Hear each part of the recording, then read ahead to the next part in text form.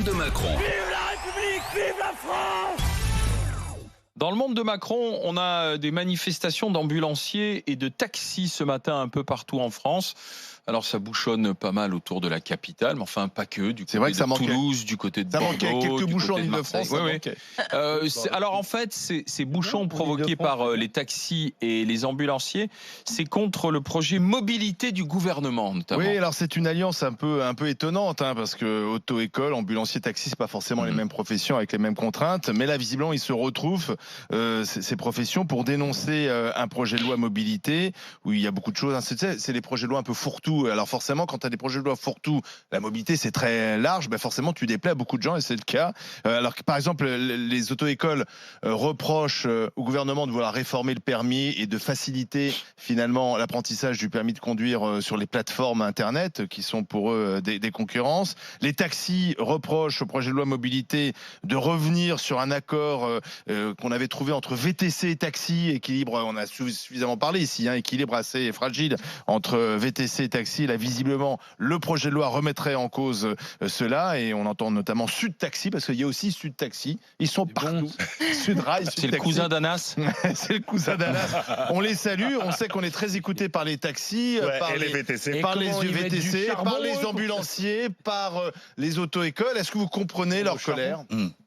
Moi, franchement, je ne connais pas le contenu de la réforme mobilité. Mais c'est vrai que pour ce qui concerne les VTC et les taxis qu'on prend beaucoup et qui regardent l'émission, on voit bien que la frontière est ténue entre les revendications et les droits des uns et des autres. Et qu'on est arrivé jusqu'à présent ce conflit avait amené à une situation d'amélioration, selon moi, du service des taxis. C'est vrai que en France, à Paris en tout cas, c'était très compliqué, et que cette concurrence qu'il disait déloyale face au VTC a permis d'améliorer le service des taxis. Donc c'est dommage que la réforme prévue par le gouvernement nous fasse reculer, nous retrouver dans des conflits qu'on pensait résolus. Après, pour ce qui concerne les ambulances et les auto-écoles, là encore, on voit bien que nos jeunes ont du mal à passer le permis de conduire, soit parce que c'est très cher, soit parce qu'il y a des délais trop longs, et il y a eu des apprentissages d'auto-école qui sont pas très très catholiques entre guillemets. Donc là encore, on était parvenu à une possibilité, une alternative. Ça faisait que le permis de conduire était moins cher pour les jeunes, ça réduisait les délais d'attente, ça permettait d'élargir aussi la carte où pouvait passer le permis pour ces jeunes. Donc je trouvais que c'était aussi une bonne mesure, et je trouve là aussi dommage qu'on soit obligé de revenir en arrière là-dessus. Et de toute façon, il y a un avènement, quand même, une avancée des plateformes qui semble un peu inéluctable et inexorable. Bien sûr. Une concurrence qui s'installe, qui est là. Dans un marché où, passer son permis, c'est devenu une fortune. Ça coûte trop cher. On peut comprendre aujourd'hui l'inquiétude d'une corporation. Alors il faut l'aider, il faut l'accompagner, mais tu n'arrêteras pas le progrès d'un autre côté, quoi, Marianne. Écoute, moi, je vois pas la convergence, en fait, autant chauffeur de taxi, auto-école, mais alors les ambulanciers, là, il y a un truc que je comprends plus dans leurs revendications, etc. Moi, je vais vous faire part d'un truc très personnel. On a eu besoin assez récemment d'un véhicule, ce qu'on appelle un VSL, véhicule sanitaire léger, pour faire un trajet que j'avais fait en taxi. Et en taxi, ce trajet-là nous a coûté 10 €. Et quand le VSL nous a pris, en fait, à la sortie de l'hôpital, il affichait 300 € à son compteur. Eh oui, Voilà. c'est toi qui paye, c'est payé par la Sécu. C'est payé par la Sécu. oui, mais si attendez, le 300 de taxi et le chauffeur de VSL, ils n'ont pas la même compétence. Non, mais attends, là, il s'agit juste de conduire, en l'occurrence, c'est pas les médecins. C'était VSL, c'était pas une ambulance. C'était un véhicule sanitaire léger, c'est-à-dire l'équivalent d'un taxi, honnêtement. Ah oui, il n'y avait pas d'équipement médical particulier dedans. Où la personne, en fait, que nous sommes allés chercher à l'hôpital s'est assise comme on s'était assis dans le taxi. Et pour le même trajet, voilà, ça, si tu veux. Et quand oui, tu mais on vois a inventé un système de remboursement, donc il y a des abus. C'est lamentable. Et moi, si tu veux, il y a un moment où je me suis vraiment posé des questions quand même. Et bon, alors après... 10 €, 300 €, tu peux te poser des questions. Oui, non, mais sur les sommes, d'accord. Après, derrière ça, mais de dire qu'aujourd'hui, quand tu es ambulancier, tu es quelque part un peu fonctionnaire. Mais c'est pas l'ambulancier qui est en cause, c'est le système, Didier. C'est le système qui est en cause. C'est-à-dire que pour aller à l'hôpital, pour faire une radio, t'as pas besoin de prendre une ambulance. C'est faux, Olivier. C'est faux. Aujourd'hui, aujourd'hui, les abus, ils sont chassés, quoi. Moi, il y a pas longtemps, j'étais à l'hôpital, on m'a ramené pour un genou qui était parti, on m'a ramené contre ta voiture et puis tu rentres chez toi, tu te débrouilles, quoi. Hein. Parce que pour ce genre de truc, mais dans ces cas-là, tu peux présenter ta feuille de taxi, ta fiche de taxi, t'es remboursé. Et ben non, ce que j'avais n'était pas remboursé. Ça veut dire que tu pouvais marcher pour eux. Remboursé par tes propres moyens. J'ai eu une intervention chirurgicale l'an dernier. Je ne pouvais pas rester tout seul, j'avais pas le droit au taxi, il fallait que quelqu'un vienne me chercher. Enfin, je pense qu'à un moment donné, la situation que vous décrivez avec des abus manifestes, c'est quelque chose qui est en train de reculer et ils y font la chasse. Non, mais c'est les tarifs de la sécurité sociale, si tu veux. Après, le tarif, on peut... Il n'était pas voleur, le conducteur du VSN. Il a appliqué son tarif. Les barèmes. Et moi, je trouve qu'on devrait les aligner avec ceux des taxis. Quand il n'y a pas de... Enfin, je vois pas le... Quand il n'y a pas de compétences médicales. Voilà. Oui. Non, mais ça, et pour les auto-écoles, là, on propose des simulateurs. Du coup, moi, j'ai pas compris c'était quoi la réforme, quand même. Non, moi non plus. Et j'ai quand même le sentiment qu'il y a une convergence des luttes qui s'effectue par des gens qui ont c'est le corporatisme. Bah oui. Non, leur seul point commun, c'est d'avoir un volant entre les mains, c'est tout. Oui. C'est leur seul point commun, parce que je suis désolé. Ou alors un moniteur d'auto-école, un taxi ou un VTC et un ambulancier, je vois pas quel est le seul point commun. À part celui d'être sur la route tous les jours. Le point commun, c'est des professions dans lesquelles ça Qui bouge, doivent se moderniser. dans lesquelles ça se modernise, et ces professions, il faut les aider. Les taxis, avec le une problème autre des concurrence taxis, qui arrive. c'est qu'on continue à leur imposer des contraintes dingues d'un autre temps dans un système très administré, et il voit, le chauffeur taxi voit à côté de lui un chauffeur de VTC qui lui n'a pas du tout les mêmes contraintes. Alors c'est vrai qu'on a essayé de rapprocher les choses, mais justement il y avait un équilibre, et ils estiment que c'était Grand Guillaume, c'est ça, qui avait trouvé l'équilibre entre les VTC et les taxis, et ils trouvent que ce projet mobilité de nouveau donne plus de pouvoir aux VTC qu'aux taxis. Mais peut-être qu'il faut foutre un peu la paix aux taxis, c'est tout simplement ça. Hein. Non, mais je crois que moi vraiment les soucis qu'il y avait, par exemple, on voyait que les taxis et les VTC, les taxis avaient l'exclusivité de la voie taxi. Okay, les VTC l'empruntaient, il y avait des soucis par rapport à ça. Vous aviez des taxis qui s'arrêtaient en plein milieu de cette voie pour empêcher les VTC d'y circuler. Aujourd'hui, les VTC n'ont pas le droit d'y circuler. C'est acté, il n'y a plus de problème. À l'aéroport, on arrivait en VTC à l'aéroport aux espaces dédiés aux taxis, ça faisait des problèmes. Aujourd'hui, les VTC n'ont plus l'accès à ces endroits qui sont réservés aux taxis. À l'aéroport, c'est absolument, tu peux pas rentrer avec ton VTC et te faire déposer devant les portes de l'aéroport, du terminal, ça n'est plus possible. Tu peux le faire éventuellement en moto. Donc ça, c'est des problèmes qui ont été résolus. Pour les auto-écoles, ils proposent les simulateurs pour apprendre à conduire. Ils proposent des simulateurs pour apprendre à conduire. Quand tu as des agendas qui sont pleins, que les mômes ne peuvent pas s'inscrire, ne peuvent pas avoir de leçons de conduite, je pense que c'est une alternative qui est tout à fait efficace. Donc je vois pas où est le problème. Ils doivent évoluer. Non, mais j'ai compris tout ça, mais moi, j'ai pas compris. Ce matin, tout est bouché autour de Paris, ils sont partis en manifestation. Il n'y a personne qui m'a expliqué dans ce que j'ai écouté ce matin qu'est-ce qu'il y avait dans leur projet de loi qui nécessite une telle mobilisation. Ça, j'ai pas compris. Après, ils n'ont pas besoin d'être très nombreux non plus pour bloquer Paris. Non, mais c'est ça, c'est que le pouvoir de nuisance, c'est que... Puis après, tant que c'est à Paris...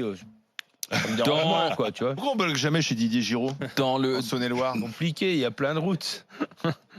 Dans le monde de Macron, et on en reparlera tout à l'heure avec François Asselineau, on a les européennes. C'est la dernière semaine, c'est la dernière ligne droite. On vote dimanche prochain. Et on a 3 débats télévisés programmés, LCI, France 2 et BFM TV. Oui, parce que si on regarde les sondages, ça bouge pas beaucoup. Le seul fait notable, c'est que le Rassemblement national semble quand même faire la course en tête désormais, même si ça reste serré avec La République en marche. Mais pour le reste, ça bouge pas beaucoup. L'abstention s'annonce une fois de plus record. Est-ce que tout peut basculer cette semaine avec des débats télé organisés? Il y en a au moins 3 ou 4 organisés un peu partout.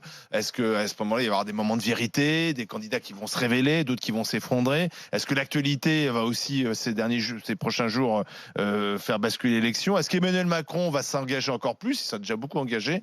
Est-ce que vous, par exemple, vous avez fait votre choix? Je vous le demande pas forcément, mais est-ce que vous avez fait votre choix? Il vaut mieux pas. Sinon, après, vous êtes considéré comme temps de parole. Non, mais est-ce que vous avez fait votre choix? Est-ce que vous savez? Vous dites rien, vous dites oui, j'ai fait mon choix. Écoute, j'ai décidé de voter et j'ai fait mon choix. T'as fait ton choix. Et il ne changera pas d'ici dimanche. Non.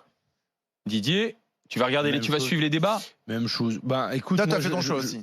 Si, même chose. Ouais. Mais moi, je reste dubitatif par rapport au pouvoir des gens qu'on va élire, quoi. Enfin.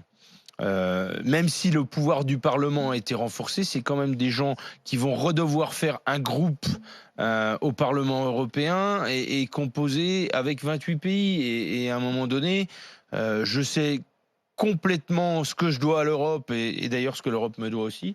Je sais complètement que dans mon métier, on a besoin de l'Europe pleinement pour ce que ça apporte malgré les travers qu'il y a, mais je sais aussi que l'Europe telle qu'elle est aujourd'hui, j'en veux pas quoi. Enfin, j'en veux pas comme ça.